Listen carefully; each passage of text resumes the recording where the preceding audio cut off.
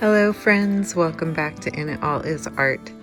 It has been a little while since I have connected with my studio in my garage. I'm very excited to reconnect with these things. I've made a couple of potion bottles since I last posted, and here's the book that I've been working on. You can see the skull well enough.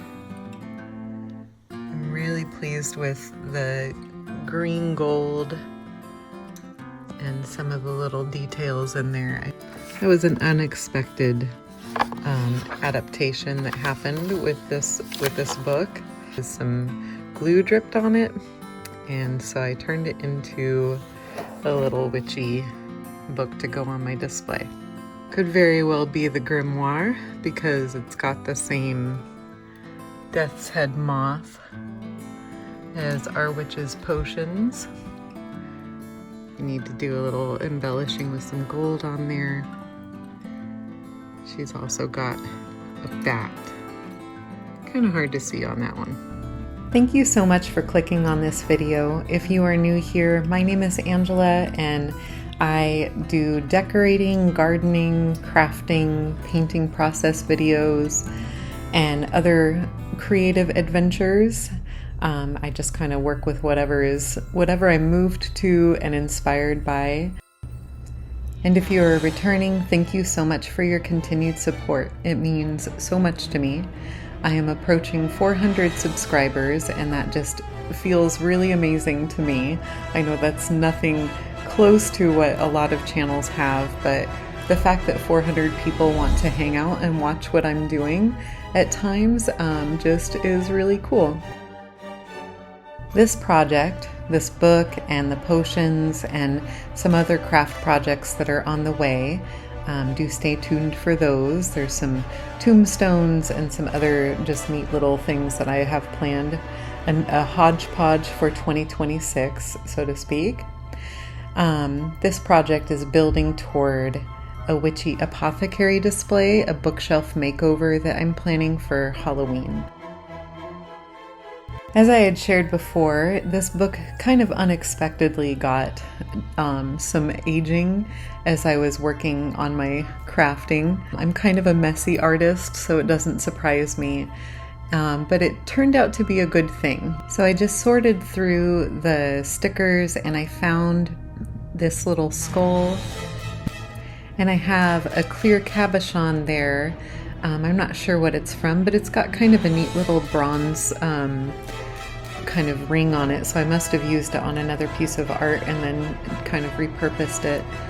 And I'm just going to trim that sticker down to the parts that I would like on there. I think it looks really elegant with that kind of gothic, kind of Celtic trim around the skull. And I'm going to use, as you can see, I put some super glue underneath the sticker because the sticky part of it is horrible. Those are not good quality coming from Amazon. I'm also not surprised about that. And then I just kind of used my creative intuition to embellish this book. I've got some gold embossing powder on there, and it just kind of just adds to the age and adds to the book as the dust flies everywhere. And then I'm just going to treat this book like a canvas. And as I do with my mixed media paintings, I do acrylic on canvas and I use all kinds of different embellishments on there. So I'm just going to put some paint and some glue and wax and sparkles and play with it and see what kind of textures I can get.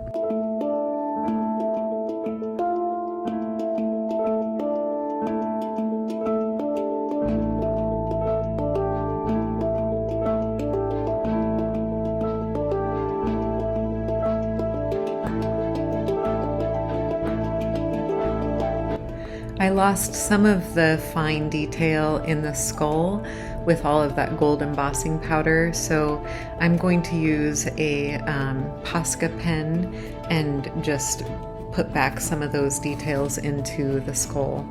And then later we'll see if we can actually see the detail.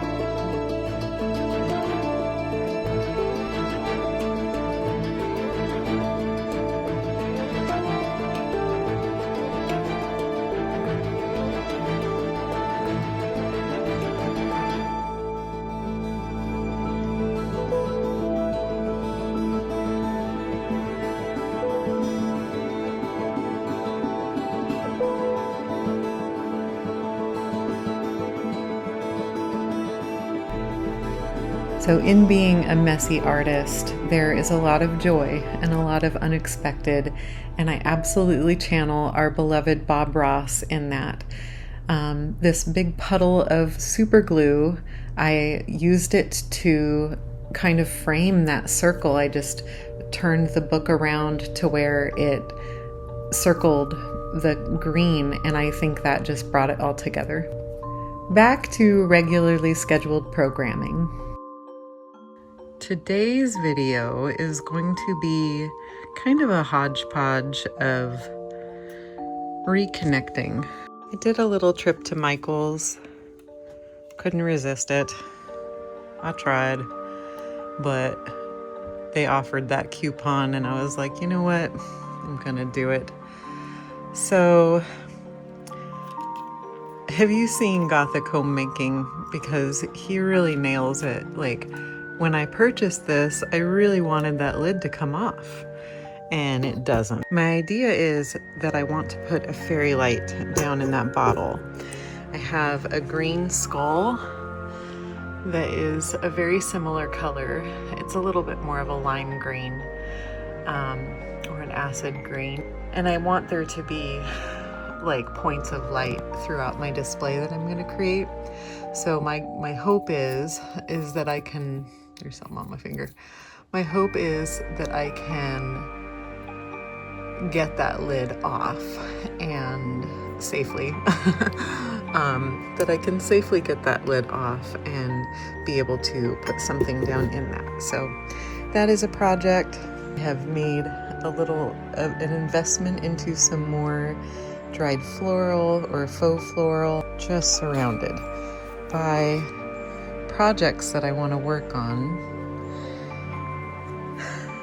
I'm pretty bummed because I worked really hard on the Self-Swirling potion. I had put together, there's magnets down in the bottom of this, and I put together the little battery powered machine. I put together almost the entire video, and then something happened to the footage. That sound is the sound of the little machine. I would consider this a fail, the whole project. I'm gonna take one magnet off and see if it, nope. Okay, let's see what it does with just one magnet.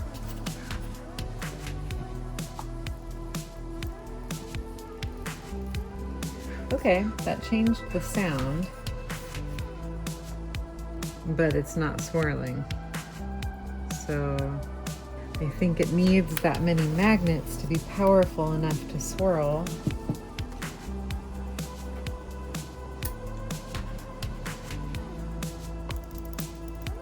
No. It's gotta be user error. Oh well, it was a fun, relatively inexpensive, mildly frustrating adventure,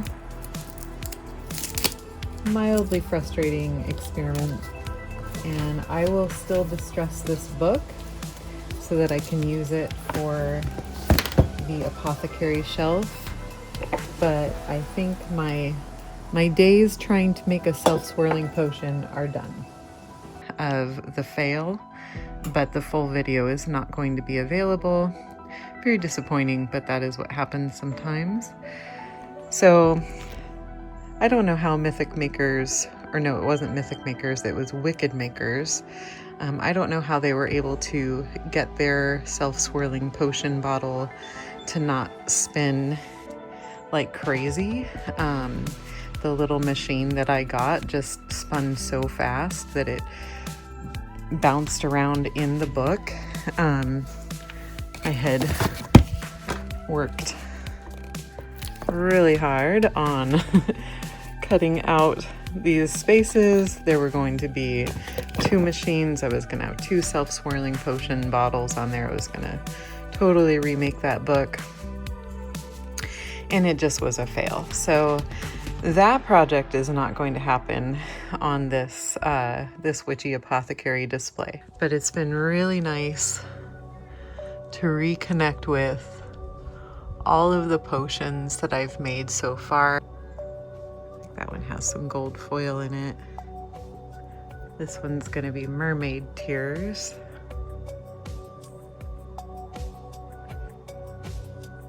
It's August.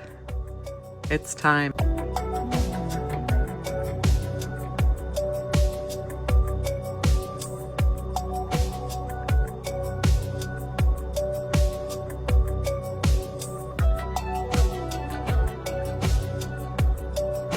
That's kind of a fun little detail. I like how it matches the color of the potion.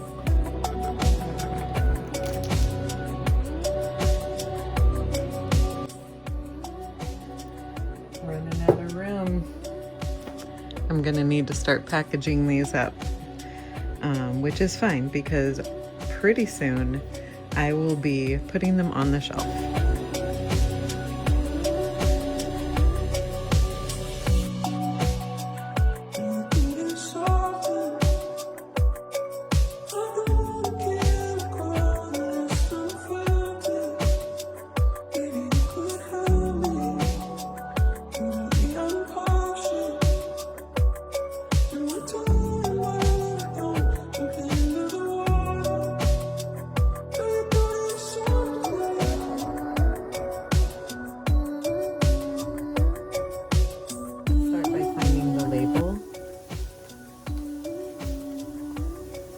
I was born in the year of the snake.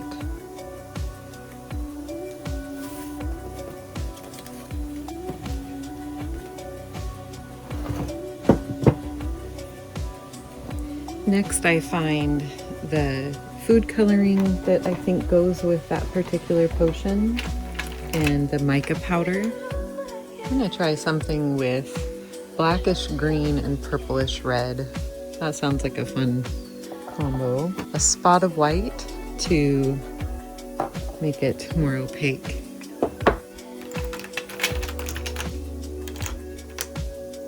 Let's go with something deep.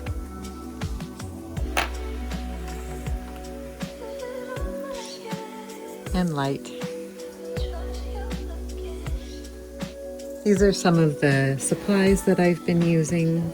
If you're new to potion making, you can also use rubbing alcohol. For this one, there is a plastic stopper, and so that I could use the rubbing alcohol for.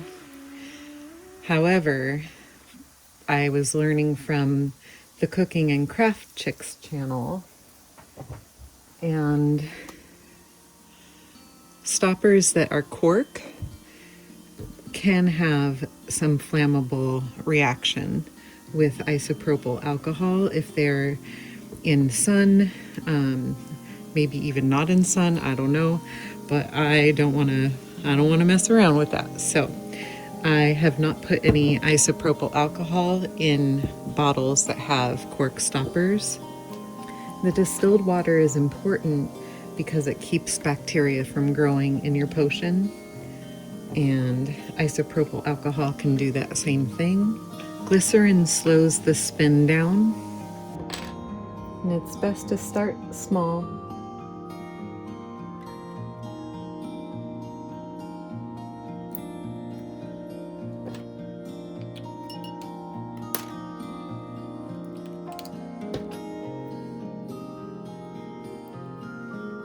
That's neat. It kind of reminds me of tourmaline.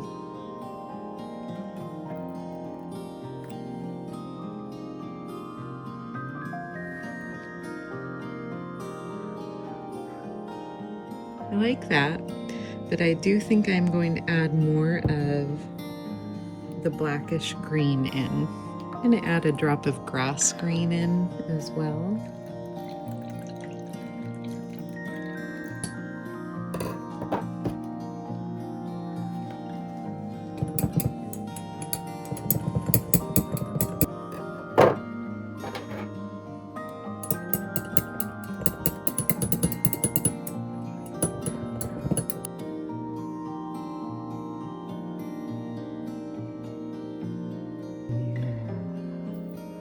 Look at that.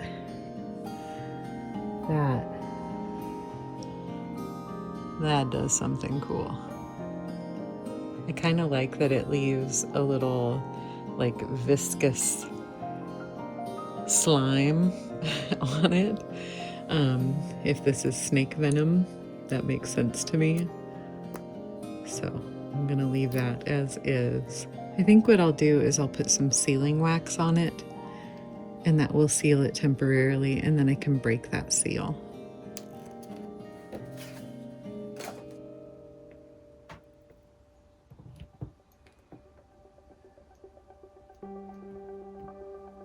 That's kind of cool.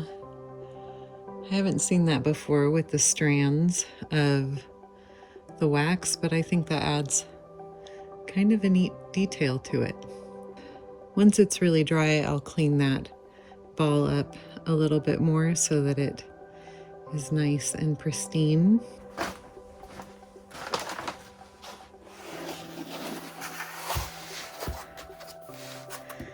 I went on Facebook Marketplace and I found this lovely lady who had just gotten married, and she was selling all of the bud vases that she used for her wedding. And I am going to create some potions in them. And so shout out to that lovely lady. She gave me a very good deal on them. I'm so excited because these will fill in so beautifully those shelves. Shapes and patterns. That's an adorable little one. Oh my goodness. Okay, so that will be good.